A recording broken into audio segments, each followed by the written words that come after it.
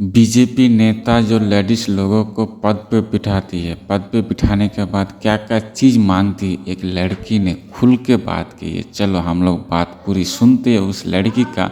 उस लड़की ने क्यों आके इतना सारी बात बोली है कि मेरे को ऊपर पद बैठाने के लिए लालची हो, तो मेरे से क्या क्या मांगनी चाहती है। आप लोग देखिए पूरा वीडियो। जिला अध्यक्ष मोहन लाल जी से कहा कि मुझे आपसे कुछ बातें करनी है अपने पद को लेकर। तो मोहन लाल जी ने कहा कि ठीक है, आइए बैठते हैं, बात करते हैं। इन्होंने मुझे बुलाया, मैं गई भी अपनी बात रखने के लिए, करने के लिए मैं गई भी। चूँकि मुझे भी काम कर रही थी तो आगे बढ़ने की लालसा तो हर किसी को होती है, मुझे भी थी। मोहन लाल जी ने मुझसे कहा कि दीपाली जी, मैं आपको जिला उपाध्यक्ष बना दूंगा तो आप मुझे क्या देंगे।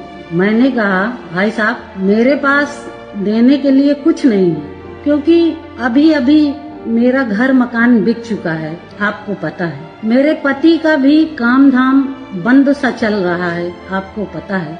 मैं आर्थिक रूप से इतनी कमजोर हूँ कि मैं आपको कुछ दे नहीं सकती। मोहन लाल जी ने कहा, अरे दीपाली जी, आपके पास देने को बहुत कुछ है। मैंने कहा, भाई साहब, मैं समझी नहीं, कहना क्या आप चाहते हैं। इन्होंने कहा, आप समझदार हैं, आपको मुझे बताने की आवश्यकता नहीं है, आप इशारों को समझिए। मैंने कहा, भाई साहब, मैं ना तो इशारों में बात करती हूँ, ना मुझे समझ में आता है ये सब। आप खुद का बताइए, यदि करने योग्य होगा तो मैं जरूर करूँगा। तो मोहन लाल जी ने कहा कि यदि मैं आपको जिला उपाध्यक्ष बना देता हूँ तो आप मेरे साथ लखनऊ, दिल्ली, हर जगह चलेंगी, किसी को शक भी नहीं होगा। बस एक बार मैं कैसे इस बात को बोलूं, मुझे खुद समझ में नहीं आ रहा। इस जैसे नीच व्यक्ति क्या कहूं मैं। इसने कहा, बस एक बार मेरे साथ हम बिस्तर हो जाएं। हम बिस्तर होने का मतलब सारा समाज समझता है। इनकी इतनी गंदी भावना जो मुझे महीनों से कचोट रही है, मैं किसी से कह नहीं पा रही थी। कंगना को बुलाकर उसको एमपी बना देता है, यार ये कारण है मैं नहीं जानता।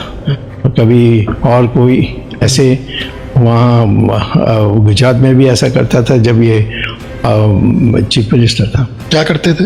वही लड़कियों को छेड़छाड़, मोदी जी लड़कियों को छेड़छाड़। हाँ, और ये मैं तो कह रहा हूँ ना, ये कोई नई बात नहीं है। नहीं, बहुत बड़ी बात। आप कहीं आप लोग की पुराने वीडियोस देख के लगता है आप लोग अच्छे दोस्त रहे होंगे। हाँ, नहीं, हम जब नहीं जानते थे इनके बारे तो हम बहुत अच्छे दोस्त थे। ये विद्यार्थी परिषद में था और मैं तो कहता कि मेरे लगेज उठाने के लिए आता था, वो स्थिति थी। जब ये शुरुआत में हमारे बहुत अच्छे नेता थे गुजरात में, हरेन पांड्या, उसकी हत्या हुई और जो बातें मैंने देखी उसमें तथ्य, और फिर ये लड़की को कैदी बनाकर रखना, चेन लगा करके, मानसी सोनी, उसका नाम सुना है? नहीं सुना।